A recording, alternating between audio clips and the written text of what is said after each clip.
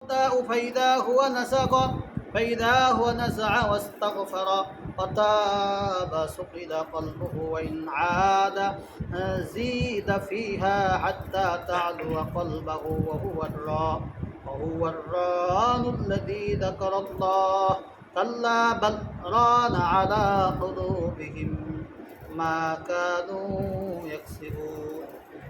হযরত আবু হুরায়রা রাদিয়াল্লাহু তাআলা থেকে বর্ণিত, তিনি বলেন রাসূলুল্লাহ সাল্লাল্লাহু আলাইহি ওয়াসাল্লাম ইরশাদ করছেন, বান্দা যখন কোনো গুনাহ করে তখন তাহার অন্তরে একটি কালো দাগ পড়ে, এরপর সে যখন ওই গুনাহ ছেড়ে দেয় এবং ক্ষমা প্রার্থনা করে ও তওবা করে তখন তার অন্তর পরিষ্কার হয়ে যায়। কিন্তু সে যদি পুনরায় গুনাহ করে তখন কালো দাগ আরও বৃদ্ধি পায়, অবশেষে তার পুরো কলব একবারে কালো হয়ে যায়।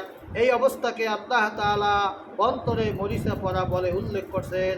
কাল্লা বাল রানা আলা কুলুবিহিম মা কানু ইয়াকসিবুন।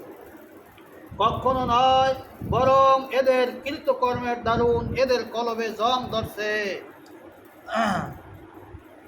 তাওবার দরজাটি 70 বছরের রাস্তা সমান। আং সৌফান ইবনে আব্বাস السالم رضي الله عنه قال قال رسول الله صلى الله عليه وسلم إن الله تقالي حبل بالمغرب بابا عرضه مسيرة 70 عاما للتوبة لا يغلق حتى তাতলু আশ-শামসু মিন ক্বাবলিহি। অর্থাৎ সাহাবান ইবনে আসসাদ রাদিয়াল্লাহু আনহু থেকে বর্ণিত, তিনি বলেন রাসূলুল্লাহ সাল্লাল্লাহু আলাইহি ওয়াসাল্লাম ইরশাদ করছেন, আল্লাহ পাক তাওবা কবুলের জন্য পশ্চিম দিকে একটি দরজা উন্মুক্ত করে রেখেছেন, যার প্রশস্তা 70 বছরের পথ। সুবহানাল্লাহ। কিয়ামতের পূর্বে সূর্য পশ্চিম দিকে উদয় না হওয়া পর্যন্ত এই দরজা কখনো বন্ধ করা হবে না। সুবহানাল্লাহ। গুনাহ হয়ে গেলে 2 রাকাত নামাজ পড়ে দোয়া করবে।